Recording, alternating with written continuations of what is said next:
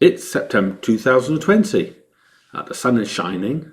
Lockdown's over for now. So what do? We go walking in Wales, South Wales coastal path, Llanthwit Major to Ogmore. Finish that section. There's a video for you to watch.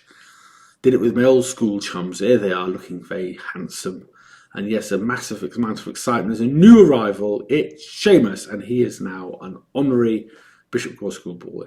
The cliffs at Southern are quite astonishing. They're not just stratified, they're kind of in like Lego brick. And the beaches are just as amazing as well. So the whole opportunity gives us to walk and talk. And we're very good at walking and talking. It takes about 6-7 hours, get to the pub, have a beer, very happy. Very next day, Margaret says, let's go off to Wasili. There's the old church and the standing stone. And Margaret and Seamus looking over onto the beach there. Seamus very amorous. Margaret not so interested, but they're both quite happy with the situation because they share a love. Yes, here he is, and you can see that Seamus is very fond of him, but not as fond as Margie Moogles, who still remembers that handsome young 16-year-old. So we set off. Middle path, not done that before. Cafe shut at the end, which Margaret was horrified, but the beach looked beautiful, and that was great. And a week or so later, the boys from the band came down. I've been down to the Gower many times. Went off to Wasili again, but we've never been left because what we're trying to do is the best walk in the world to Port Island, see if we can compare with Northumberland or indeed Southern Down. And the cliffs are absolutely stunning. Slow going though, because we were going off to kind of every little headland to have a look. And after about 2 hours, Nigel had to have stern words because we'd done 10% of the walk. And we had to pick our pace up and cut out a few headlands. Still time to admire the mushrooms though, and you can see why it's slow, because we did go to all these headlands, look at the surfers going out to catch a little bit of a swell. What a fantastic way to spend an afternoon. And we went down to the Mumbles and had a beer in the sun, and then the next day we went down to Caswell. Here's a sight I've never seen before, a pack of jet skiers going off, going to hit the rough into Swansea Bay. Nigel showing the point where he went flying down the cliff. Pete and Tina turned up. We went to Wasili again and we had another fantastic time. And Tina made the best jam and marmalade known to mankind. So Swansea's looking great. But unfortunately, as the month comes to an end, going kind of back into kind of semi-lockdown. So things not looking good as we go into the autumn.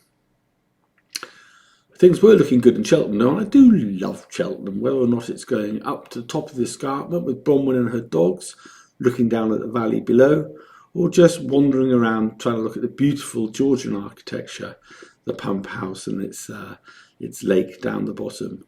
Even Victoria Walk, here's the YMCA. I think this is the oldest building, and Roddy's Place looking particularly splendid. And there's plenty of graffiti. I like that kind of edgy side. This one reminds me of the Cheltenham races. And this one here is very clever. And you get the kind of spiky stuff as well. So that's all part of the Cheltenham vibe, which I do like quite a lot. Cirencester, a lot more sedate. Here's a swan playing a guitar. Take mum round the park as often as I can. And every now and then go into the market square, look at the church and have an ice cream. And Mel comes along and we have a nice little chat. So that's all very good. Now then, Margaret lives near Cirencester. This cockerel hates Seamus, but Margaret loves it and she loves her garden. And did you know that she is a champion rose grower? Yes, she is. Eltham Flower Show. Here's Bron coming around with the dogs. We've got old Nata looking at the garden. And yes, we're going to get our paws on this old wreck about the 3rd of October. So coming up with kind of complicated plans to get it all done. Well, one plan that didn't work out, we didn't get the extra bit of land for the garden, so we're a bit disappointed about that, but we'll make the absolute most of what we got. So we're very excited. One of the very best things in Cheltenham this autumn was Sanford Lido walking through the park to get there, looking absolutely fabulous. The Lido has suffered badly, like many kind of leisure industries, but they worked out a kind of lane strategy. Rang up, you booked an hour of swimming. Went a lot in September. It's just absolutely fantastic. So let's hope all these businesses can keep on going. Meanwhile, the boys are back. Yes, saw Patrick and Phil. They're looking pretty happy. Patrick's finished at Swansea. Matthew has gone back to Bristol to relive his student life with his new blonde haircut. He thinks I haven't noticed, but he looks very happy there.